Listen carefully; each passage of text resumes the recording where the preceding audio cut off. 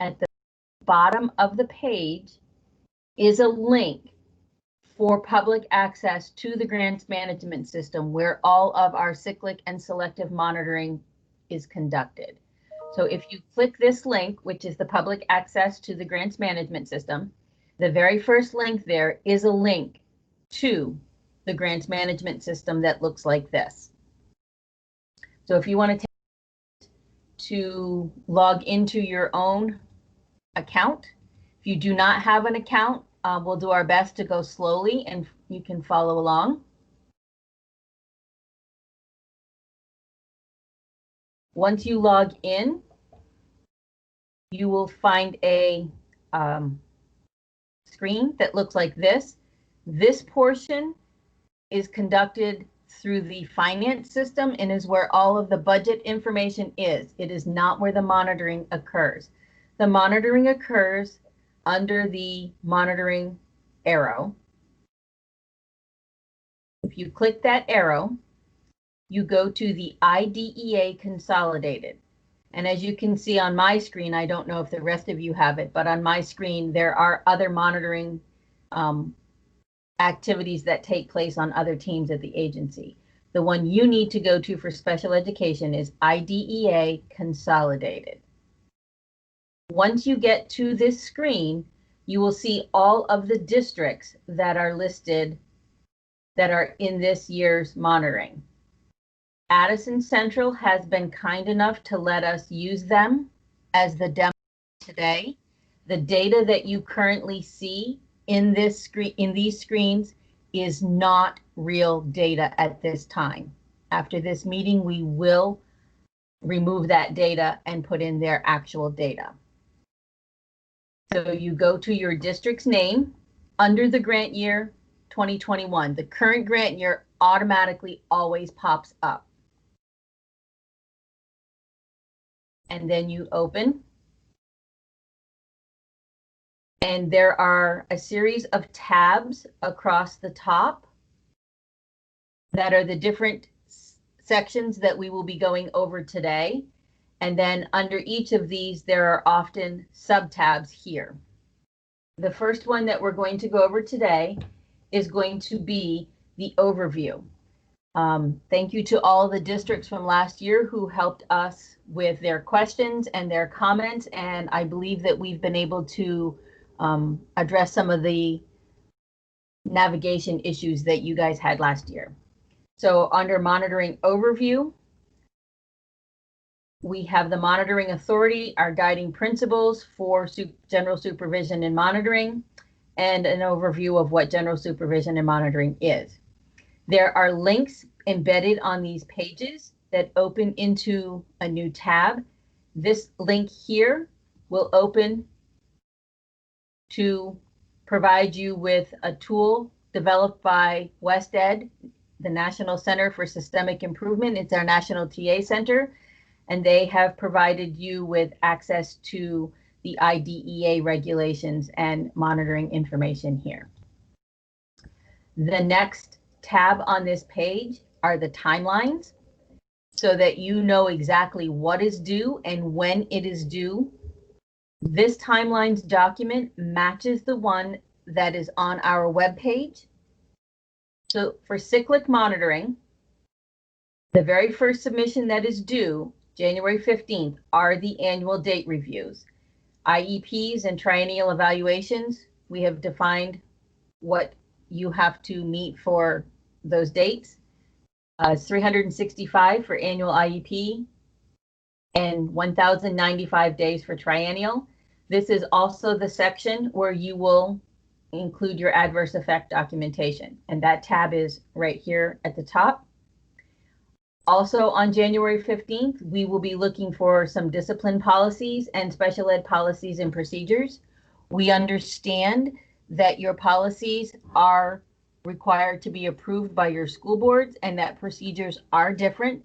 What we are looking for is to see what you have currently and what we need to help you with support in developing model policies in the future for you. Then on March 15th, We will have the child find activities, which is also indicator 11, the data collection form, which we'll be going over later in this session. Meeting notices to verify that your 60-day timeline has been met, and any Form 4s required for delay. We've also told you that all submissions include for all initial evaluations completed July 1st through March 1st of the current school year. We will also be collecting post-secondary transition plans, which are your data collection sheet for indicator 13, post-secondary transition plans, and summary of performance documents. Submission includes a sampling of 10 post-secondary transition plans developed July 1st through March 1st of the current school year. All cyclic monitoring submissions and reviews will be conducted within the AOE grant management system. I also want to draw your attention to the banner at the bottom of every page. There is an email, AOE Help Desk, that goes to our ADS staff. And if you have issues with error messages that pop up that you can't make go away, or something that is not related to a request that we have made for you, but an actual GMS help desk situation for the software itself. In addition, we have also provided you with a tab for resources, which include links to Rebecca's email, Simona's email, and my email. If you click on any one of these, we will get an email that you can ask us questions directly. That is embedded right in the GMS this year. And we have also provided you with links to every one of the widgets that Rebecca just went over. So if you're looking for information or universal TA, or you forgot to go and get a form, you can get your information right here. We are also asking that each LEA complete this LEA contact information. The reason for this is that there are embedded notifications within this system, and those notifications will go to the person whose name, address, and phone number are here. Then we have an LEA data profile. All of the activities that are in the grants management system are based on the information found in your local special ed determination, or your LSED. We are asking you to review the data on the screen to make sure that it matches your most recent LSED. If it does, you click the data display aligns with it.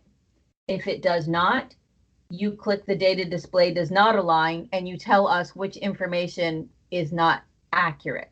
It's not whether the data on the LSED was accurate, it's whether the data that is in grants management aligns with the document that we sent you. And then you put your name and certify it.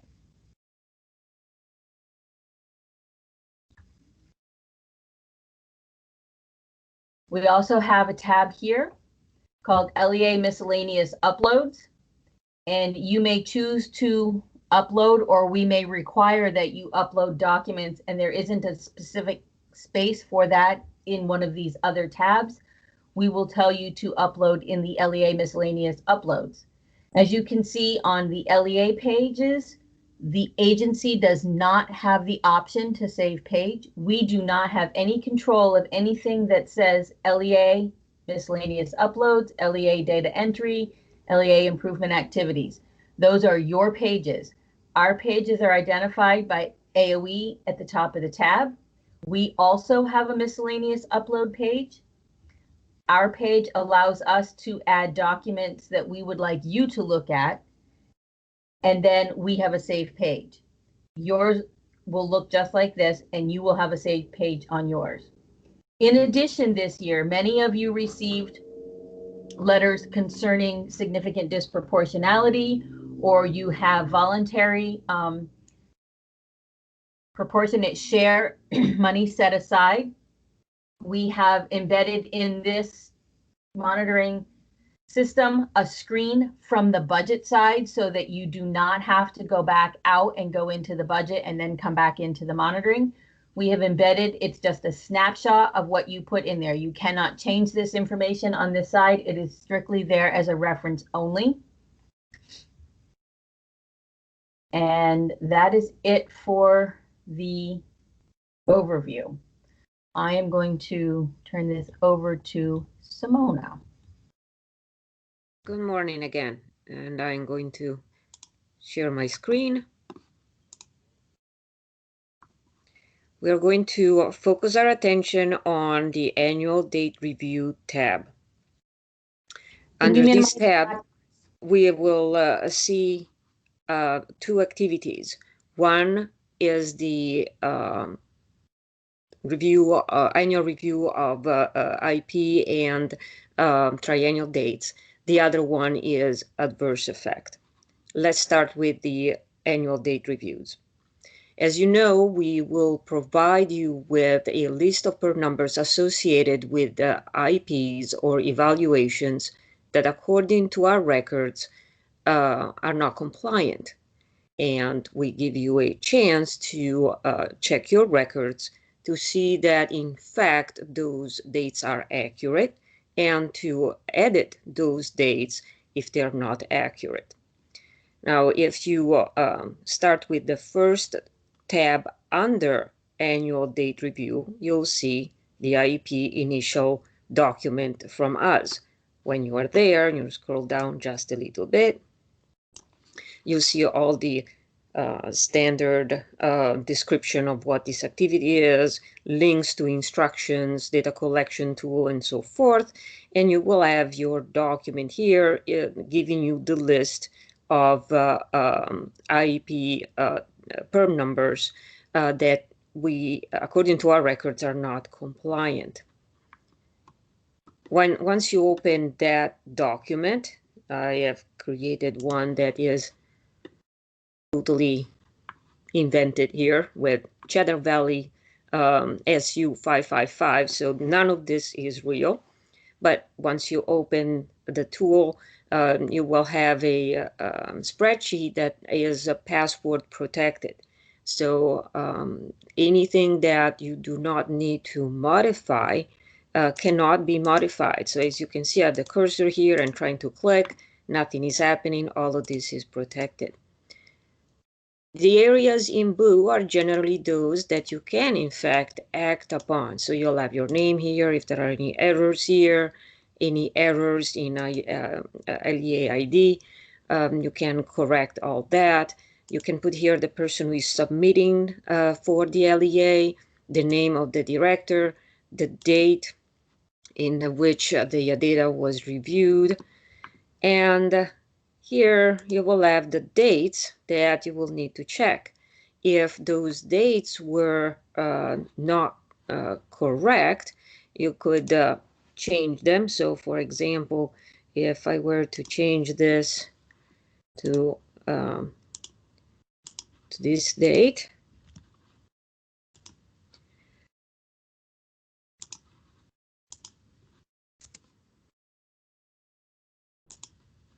now, as you can see, automatically the days in between have changed and the IP is compliant.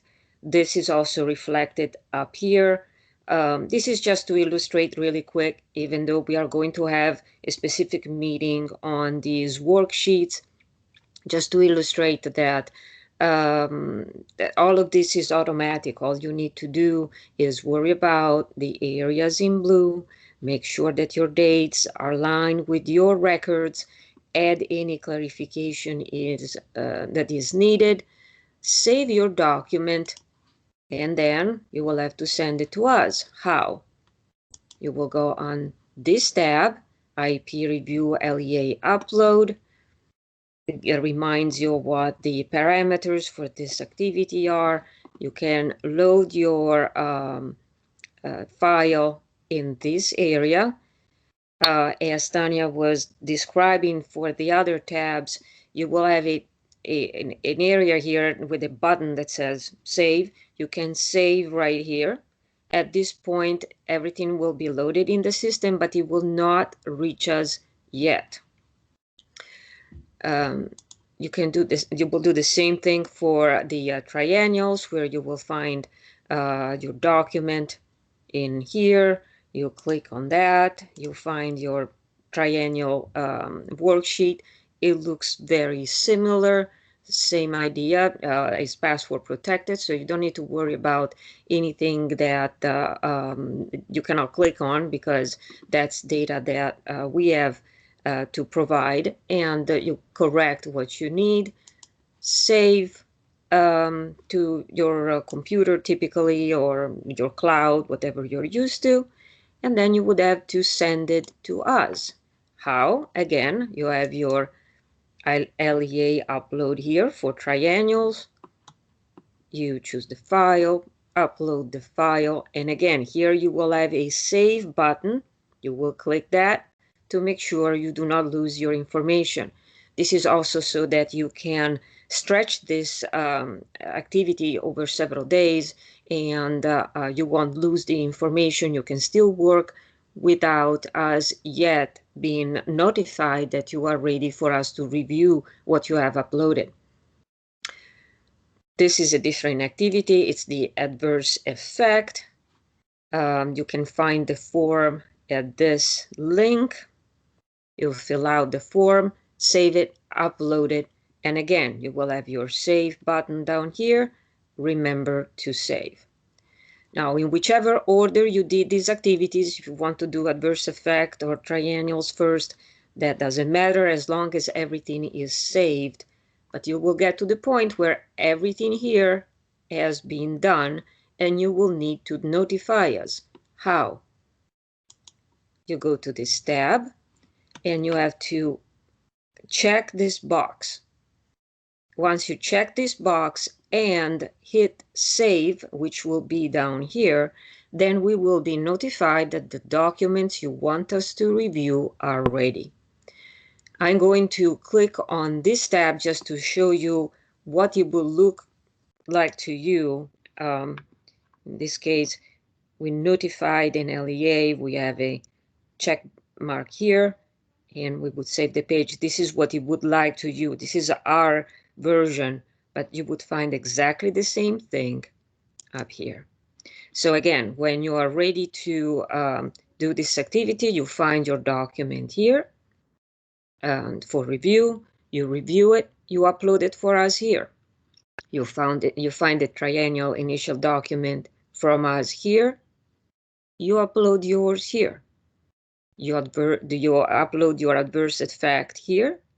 Once you're ready and you have uploaded this, and this, you go to Notify AOE, put the check mark here, save, and we will be notified. And I'm going to turn it over again to Tanya for the next tabs.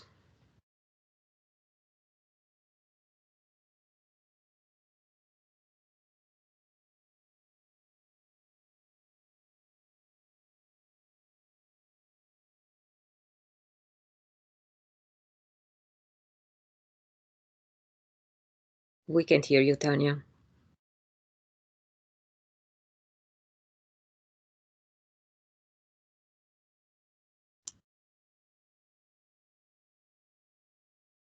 Is that any better now? Sorry about that. Yeah, it is. Yeah. Thank you.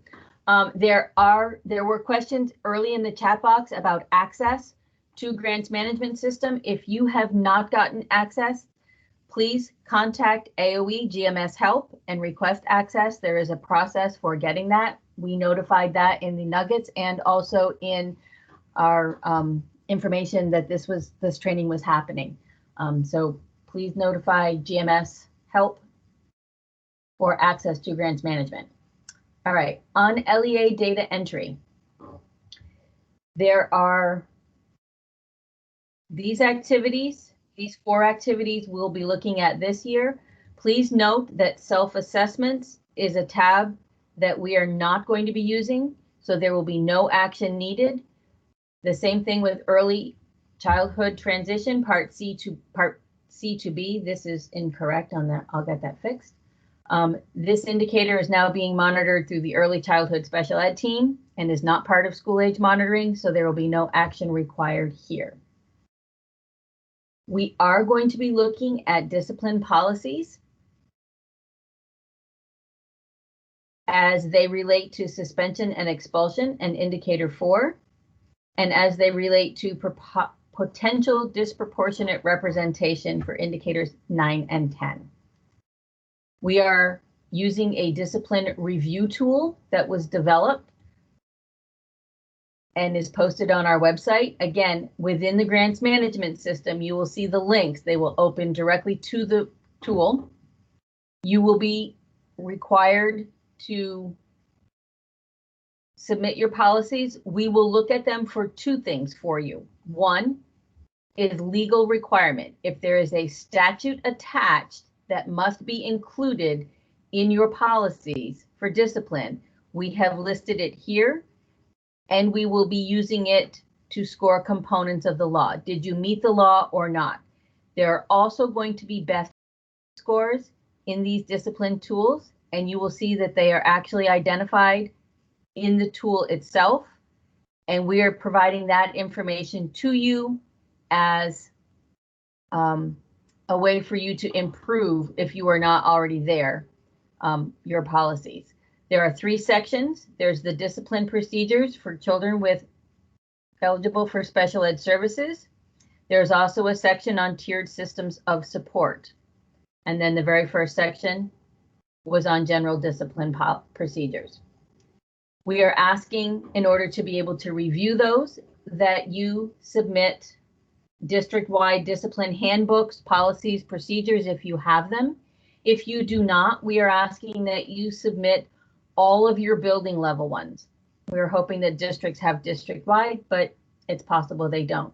We were also looking for your manifestation determination policies and a PBIS system if you have it. So if this is checked, we will look at those policies as well.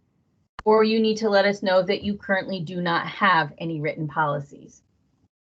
Then we will ask you to describe how your policies and procedures are working successfully to reduce suspension expulsion rates. That will go in this box. We will ask how you feel your policies and procedures are working successfully to reduce potential disproportionate representation. We're asking you to include any information as to unique circumstances that might explain any over/under representation in your district. You are not going to be marked for compliance on anything in these boxes on this page. The only compliance piece will come from the discipline rubric tool and whether or not you have the required statutory information in your policies and procedures. We're also going to ask if you would put in challenges to your implementation of your policies and procedures. And then we will use the information in these boxes to provide you with better technical service assistance and support. If you are uploading your files, please put them in this tab. Again, choose File from your system, and then you will have a Save Page button here. And as you can see, the agency does not have any Save Page or any other green buttons down here that allow us to do anything. This is an LEA page. We're also going to be looking at your special education policies and procedures. And we have developed 3 criteria that are required by law. And let me grab all 3 of them. So we'll be looking at special educator handbooks, paraprofessional handbooks, your evaluation policies and procedures, or special education policies and procedures. Again, we're going to ask you to describe how they're working successfully in your district. And again, you will not be marked for compliance on the narrative in these boxes. We're looking for this information to provide you with support. We're also asking how you use paraprofessionals in your district, and then any challenges to implementing your policies. Consider things like impact on service delivery, placement options, staffing, timely completion of paperwork, whatever your individual district is experiencing for a challenge to implementing policies, we would like to know about it. The paraprofessional policy review criteria. Here are your state board rules and your federal regulations that says there is evidence of a detailed document describing the qualifications for para support, whether or not they've had training, if there's any certifications that are required, and if there's a detailed document describing how you use paraprofessional supports. There are 4 items for paraprofessionals. For special education evaluation review criteria, here are your statutory regulations, and we are just strictly, do you have this? Yes or no. We are not going to be monitoring the quality of your policies and procedures at this time, just whether or not you have them. And again, all of these documents are on the webpage. And then the special education policy and procedure, there are again 4 items to be reviewed. Indicator 11 is your child find activities.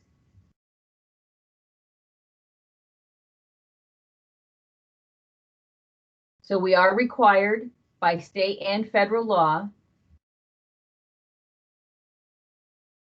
to find out whether or not you have a process for locating, identifying, and evaluating all children ages 3 to 21 who reside in Vermont who might need special education or related services, regardless of the severity of their disability. So in order to do that, this is an OSEP required target of 100%. The 100% means that those evaluations were completed within 60 days. Vermont statute also says that the report must be provided to the parent within 60 days. We have provided instructions and a data collection form that explains what the indicator is that we're looking for, why we have to collect it and report it, and then exactly what you need to complete this document here. I'm actually going to open a demo one that I have completed for you, started to complete for you. There are 2 sheets here. These are password protection. This is where you put your LEA name and ID.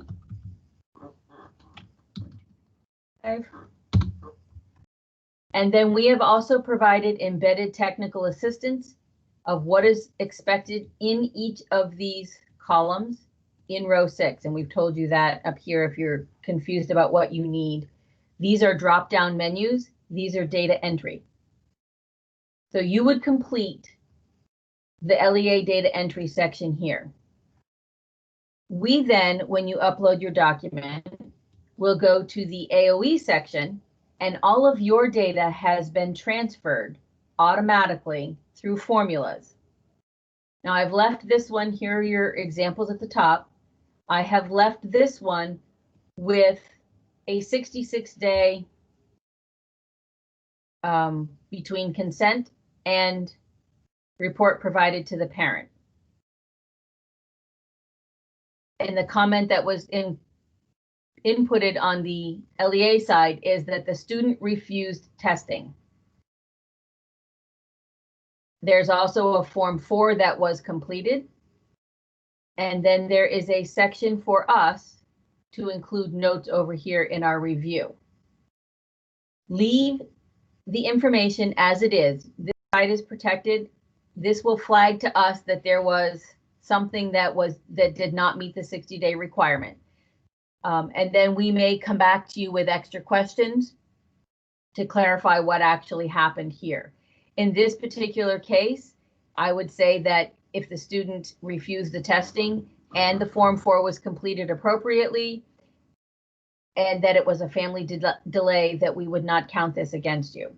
You will also notice here on this side that there is no information here. And that is because if you notice right here, I purposely put in 2 incorrect dates because the data entry on your side triggers our side. So I'm going to change this to 1/22/20.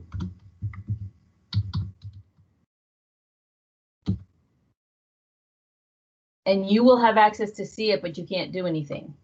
Oops. Now you can see I put the wrong date in and it says it's 403. This should have been 21. And I'm going to expect that probably in beginning of the school year, this may happen. Fix the dates, and now there is compliance, as you can see. If you have additional questions on the tool, we will go over that on November 9th.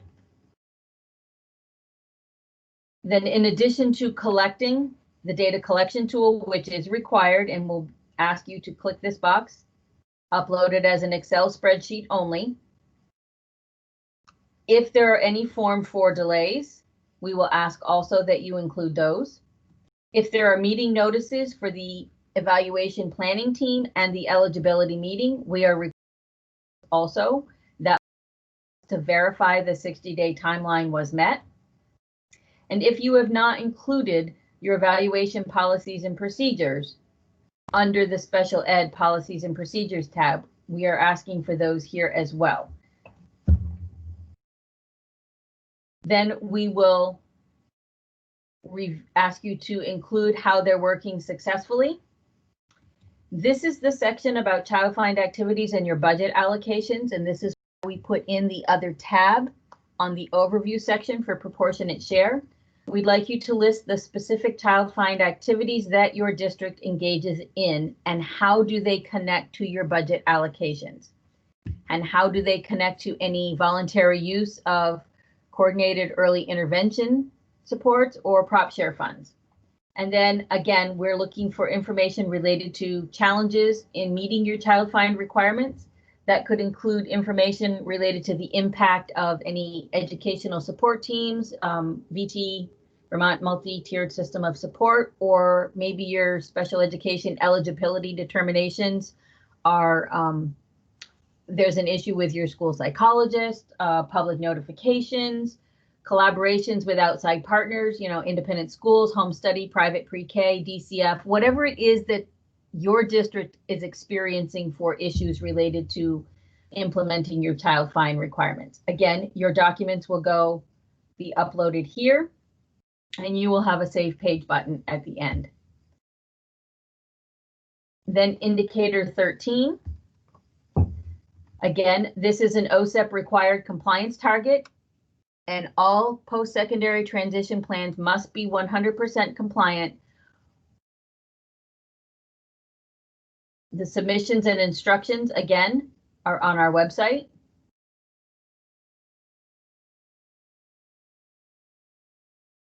With specific information as to what is the indicator, what data do we need to collect, why do we need to collect it, and specific column by column for completing your worksheets. Again, the post-secondary transition data collection form is here, and I have completed a demo form to show you what it looks like. Again, there will be a section for LEAs to enter their information, and those are in the blue, and then the green for us. Your embedded technical assistance and what you need to put in each column is again pop-up box. I will say that there's also in row 7 specifics about how to complete this form, including independent living. That's a big one. There are times when it is not appropriate to include independent living goals. However, you may not leave those blank. If you leave them blank, it will be considered non-compliant. So you do your data entry for each of these, and again, they are drop-down boxes, and you put in your information here, and then we have embedded a chart for you so that you can see at a quick glance how you feel your district is doing. Then the AOE has a tab that we compare in the blue our response, whether or not when we actually review the post-secondary transition plans, not just this self-assessment, but the post-secondary transition plans themselves. We review those and then we make a determination. The column here shows you where we agree with you or not. In this particular case, I have purposely put a no for this student here and this student here that you did not believe you were compliant in this area, but that the agency felt that you were compliant. And I will swing all the way over to our comment section. And the reason was that you put in your comments that VR couldn't attend, but the meeting notice shows they were invited. We are accepting that they were invited, actually marking you on compliance for their attendance, but that you attempted to include them. Another area that we have included in this spreadsheet for you is a chart that compares your review to our review. And in some cases, in this particular one I just showed you, we believed you were compliant even if you didn't think you were. In other cases, you thought you were compliant and we did not agree with that. More information on that tool in particular will be conducted on November 9th. So here are your instructions, again, completed between July 1 and March 1 of the current school year.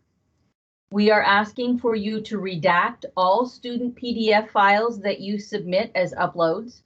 We need their PERM number. Other than that, we don't want any names on these student files. Or at the bottom of this screen, we have asked for you to give us read-only access. So you would give us information on how to access and check those post-secondary transition plans ourselves. In addition, we are also reviewing a sample of student summary of performance exit reports. These are required by state and federal regulation and are going to be included in our review of secondary transition requirements. So we are asking that you please submit 5 SOPs, summary of performance, for students who graduated during the previous school year. Then you will check and tell us what you have actually uploaded.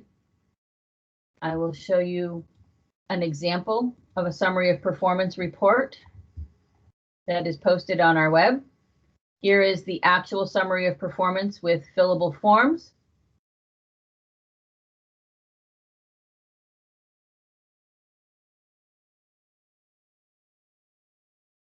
And then we are asking you to describe the training and support that is provided to high school case managers in your district that enables them to meet the compliance requirements for post-secondary transition plans. We are also asking you to describe any challenges to implementing post-secondary transition plans. And we are asking you to describe how your summary of performance exit reports are developed. Again, if you are going to be uploading the post-secondary transition plans directly to us, they would be uploaded here and they would be redacted for all information that is personally identifiable other than the PERM number. Once you have completed all of these 4 tabs, you will go to the LEA Submit for Review. You will provide us with any other information you want us to know to review your documents, and you will click LEA Submit for Review. At that point, you will actually have a save page and or a submit button. I'm not quite sure what it looks like on your end. Once you click this button and you submit for review, we are notified that we can begin reviewing your documents. And at this point, I will turn it back over to Simona.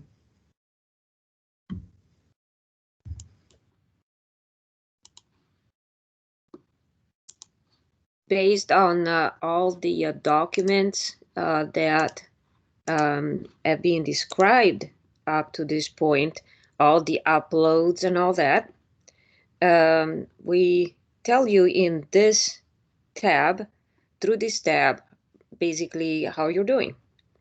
And there are several areas: discipline policies, special education policies. Self-assessment is not going to be included, as mentioned before. Indicator 11, child find. Not indicator 12 is no longer under the purview of our team. Indicator 13, and the annual date reviews. So those are the areas that you will find here. And either one of these two radio buttons is going to be selected. In this case, which is just here for as an example, this LEAs was found to be not compliant in discipline policies. So that's clearly indicated here. Under here, you will find a description of what we have found to be lacking. And you will have the initials of those of us who have reviewed and re-reviewed the information with the date. In this example, the same is happening here under special education policies. Indicator 11. In this case, this LEA that we are using as an example has fully complied in terms of IEP reviews. So this is checked, and the LEA is not required to engage in any further action. But for all the other areas, as you can see, this radio button had been selected. And when that happens, the LEA will have to engage in certain activities. When this is selected, then that triggers in the next area boxes of this sort that give you the space to propose your improvement activities. There is a description here regarding exactly what we are looking for. This is very important. All of this has to be written in a SMART goal form, so specific, measurable, attainable, relevant, and timely. If you need a reference to the OSEP memo that covers this material, the link is right here. You will write here the proposed improvement activity. Don't forget to keep an eye on your character count. You can write all this in a Word document separately and copy and paste later if you want to take your time in writing a description that satisfies you. You have the box for the list of documents you're expecting to submit, the staff responsible for the activity, and the expected completion date. Since this area, special education policies, was also selected as non-compliant in the previous tab, that again triggers all of these spaces so that you can describe improvement activities. Same for child find, indicator 13, triennial evaluation date review for IEPs. Now, we will then, once you have reached the bottom, send the notification, this is very important, and click the submit or save button down here. We will be notified that all of this has been completed. And again, if you want to take several days to do this, you can fill these out partially, save, and not click this. Only at the very end, when everything is ready, you click this, we will be notified, and we will review what you have. And under the next tab, you will find these areas that tell you whether your improvement plan has been approved. So you will have that with the name of the reviewer and the due date for completion, or there is a problem. So you need to revise your improvement activity. And we will describe here what is happening, why we don't think it's what you submitted is work. It was not written as a SMART goal. Whatever the case may be will be described right here. And then you can see the instructions here on what to do. The LEA must make revisions for this activity on the LEA improvement tab and resubmit. Which one is the LEA improvement tab? It's the previous one. Basically, you go back to where you were, start over the process, change what needs to be changed. Don't forget to, when you're done, send the notification right here. And we will review that, and we will continue the process until everything has been approved and all these radio buttons are selected as the AOE has approved, the LEA improvement activities as written.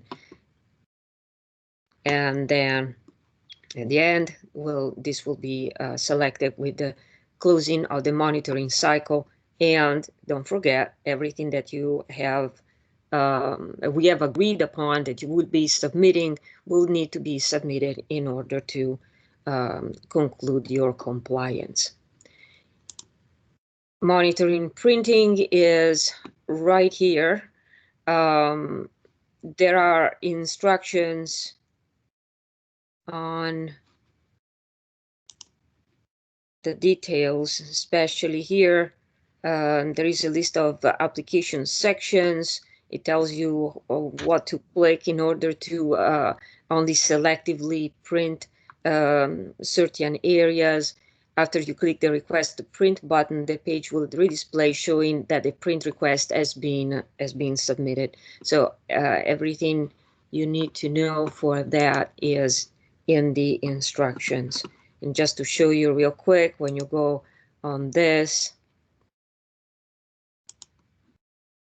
as you select the different blue areas, you can then decide which part of the document, if only parts is what you're interested in, you want printed. And I think that was all that we needed to talk about regarding the GMS submissions and the different tabs in GMS. I will turn it over to Tanya again. Great, thank you very much. Sabina, would you be able to stop the recording at this point, and we will take questions that are in the chat box?